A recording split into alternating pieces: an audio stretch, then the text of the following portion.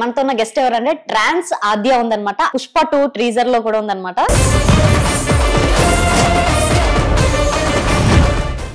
ఇప్పుడు పుష్ప 2 లో డాన్స్ చేశారు సెట్ లో. సో అదంతా ఫీలింగ్ ఎలా ఉంది? సో చాలా హ్యాపీగా ఉంది. అది ఫస్ట్ టైం కదా, చాలా సంతోషంగా సెట్ లో మేము ఒక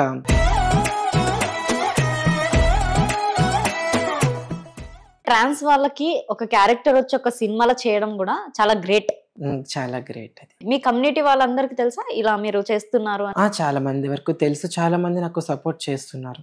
ఎందుకంటే ఆల్రెడీ మీకు తెలిసిందే మా లైఫ్ చాలా మందికి ఓన్లీ బగ్గింగ్ అని అనుకుంటారు ట్రాన్స్.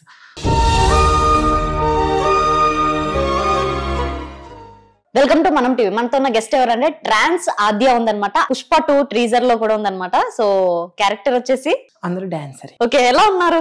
ఐఎమ్ ఫైన్ అండి. I'm fine. చాలా హ్యాపీగా బాగానే ఉన్నాను. చాలా ఇలా ఈవెంట్స్ షూటింగ్స్ నేను చేస్తుంటాను. యాక్చువల్లీ నాకు అక్కి గారిని లేడిగట్టెప్ ఆర్టిస్ట్ వల్ల నాకు ఇలా ఆపర్చునిటీస్ రావడం జరిగింది. సో నేను ఎక్కువగా ఈవెంట్స్ ఇలా మేకప్ ఆర్టిస్ట్ గా వర్క్ చేస్తూ ఉండేది. సో నాకు ఒక పరిచయం, ఫ్రెండ్ వల్ల పరిచయం అయ్యి అక్కడి నుంచి నాకు ఇలా ఆపర్చునిటీస్ అనేది అక్కి ద్వారానే వచ్చాయి నాకు. సో ఎందుకే ఇప్పుడు తనకి నేను చెప్పుకుంటున్నాను, నాకు మేము చాలా బెస్ట్ ఫ్రెండ్స్ అలా. ఓకే, అలా ఆపర్చునిటీస్ వచ్చాయి అలా. ఓకే. సో మేము పుష్ప 2 లైక్ మాత బంగారం సీరియల్స్ అలా కొన్ని దీంట్లో షూట్స్ మేము చేస్తూనే ఉన్నాం. లైక్ కొత్త మూవీ ఆఫర్స్ కూడా వస్తున్నాయి.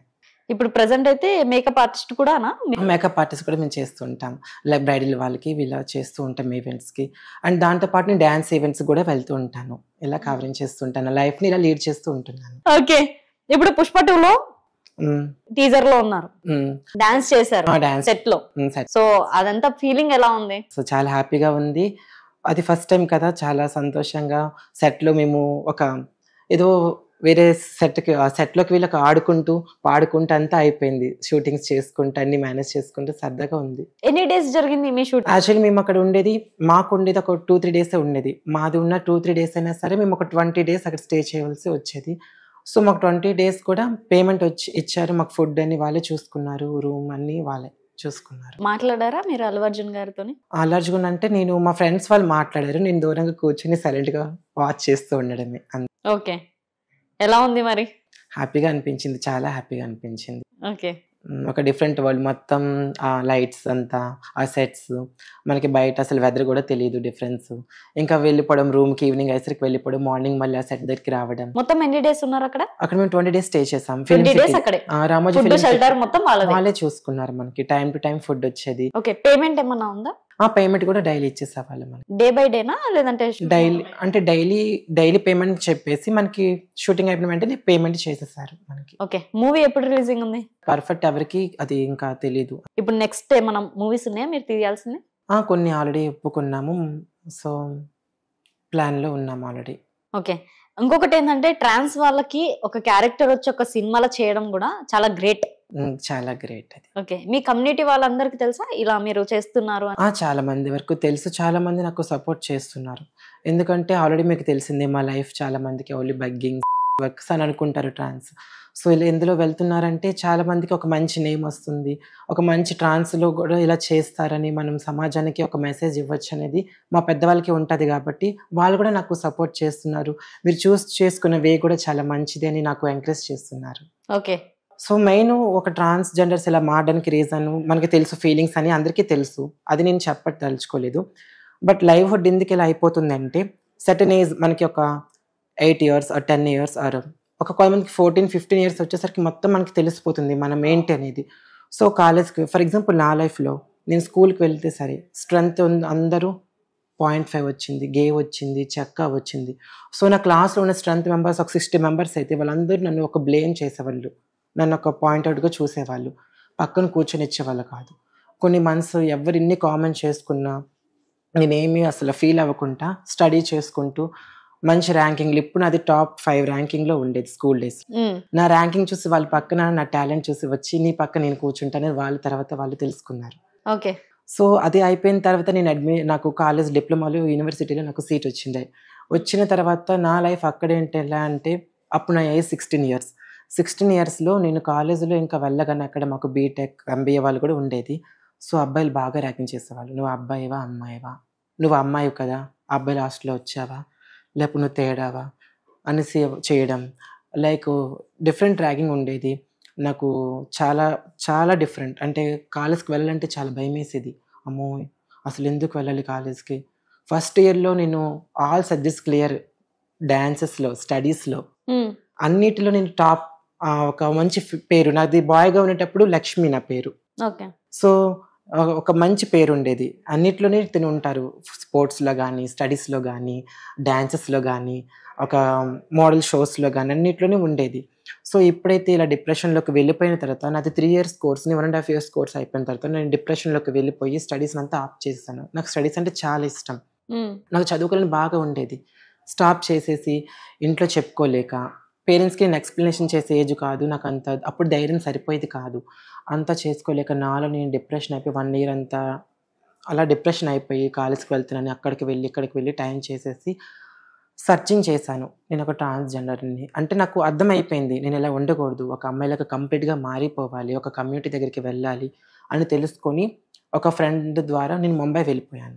ముంబై వెళ్ళిపోయిన తర్వాత అక్కడ మళ్ళీ చాలా స్ట్రగుల్ అయ్యాను. మళ్ళీ అది స్ట్రగుల్ అయ్యి ఎప్పుడు 17, నాకు తెలిసి 18 years ఉన్నప్పటికీ ముంబై వెళ్ళిపోయాను ఆల్రెడీ. ముంబై వెళ్ళిపోయిన తర్వాత చిన్న రూమ్లో 10 members అడ్జస్ట్ అయి ఉండాలి. టైంకి ఫుడ్ ఉండదు, చాలా నిద్ర ఉండదు, అసలు లైఫ్ ఏంటో మనకి తెలీదు. ఆ ఏజ్లో అన్నీ ఫేస్ చేసుకొని చాలా స్ట్రగుల్ అయ్యి మళ్ళీ ఒక ఫ్రెండ్ ద్వారా ఈ హైదరాబాద్ వచ్చేసి ఇక్కడే ఉండిపోయాను. సో ఇలా ఉండిపోతూ ట్రాన్స్ లైఫ్ ఓన్లీ బెగ్గింగ్ కాదు, మన ఇంకోలో కూడా బతకొచ్చు అని నేను మేకప్ నేర్చుకుంటూ మేకప్ ఆర్టిస్ట్గా ఇప్పుడు డ్యాన్స్ మ్యారేజెస్లో కానీ, ఈవెంట్స్ లైక్ టెంపుల్స్ దగ్గర డ్యాన్సెస్ ఉంటాయి కదా, సో అలాంటి ఈవెంట్స్కి కూడా వెళ్తూ ఉంటాను. అలా కొంచెం లైఫ్ని అలా డీల్ చేసుకుంటాను. ఓకే, మీరు ట్రాన్స్ అని తెలియక ఎవరన్నా ఇబ్బంది పడ్డారా మీ దగ్గర? ఎవరు ఇబ్బంది ఏమీ పడలేదు. సో ఈ లైఫ్ వల్ల ఎవరికైనా ప్రాబ్లం ఏంటంటే చిన్నప్పటి నుంచి మనం ఇంటికి దూరం అయిపోతాం.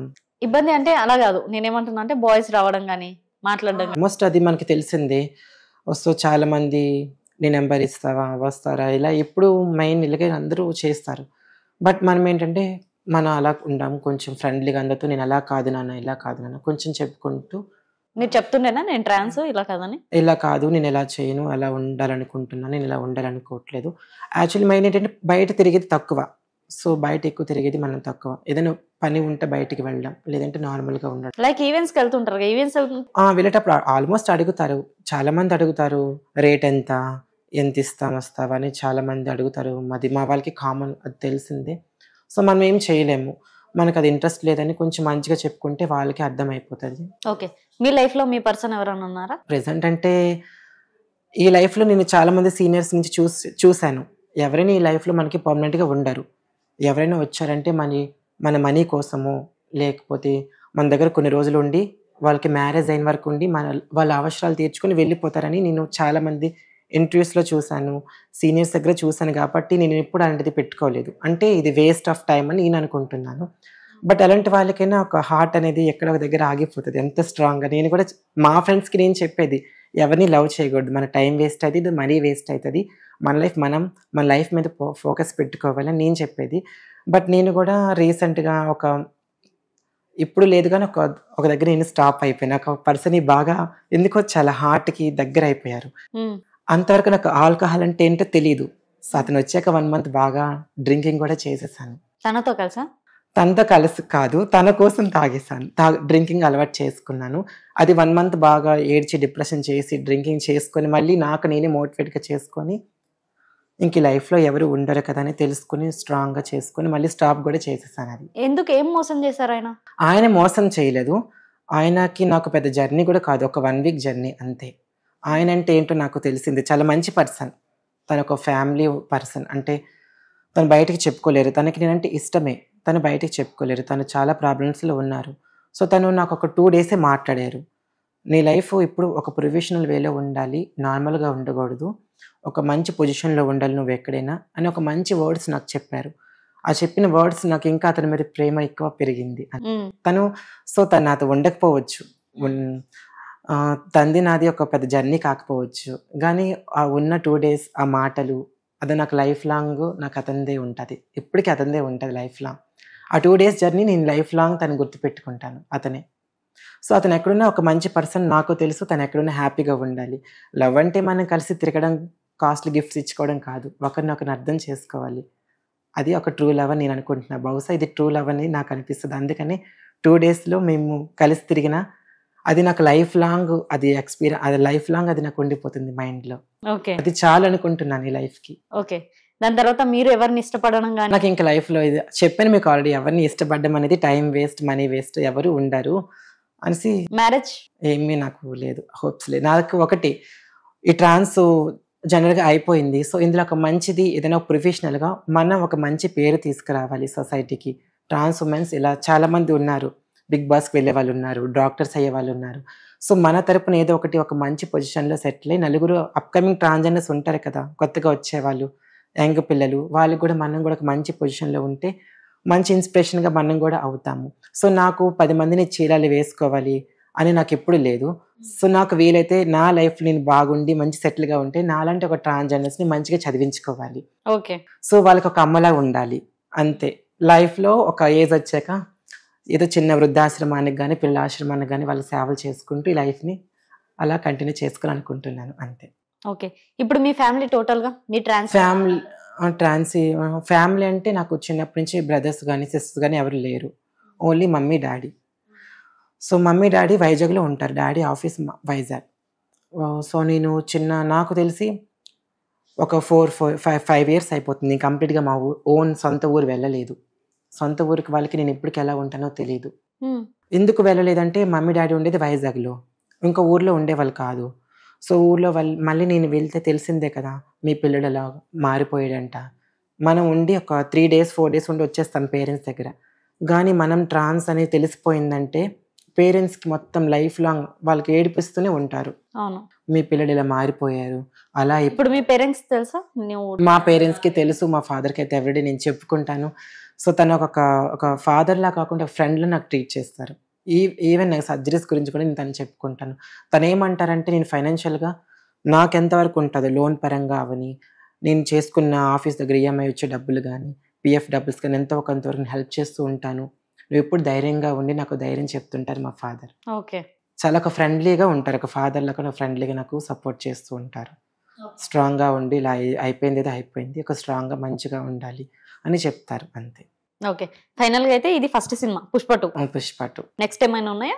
వస్తున్నాయి ఆల్రెడీ, అది కొంచెం ఇంకా డేట్స్ తెలియదు, ఇంకా నెక్స్ట్ మంత్ అన్నారు స్టార్టింగ్ అని.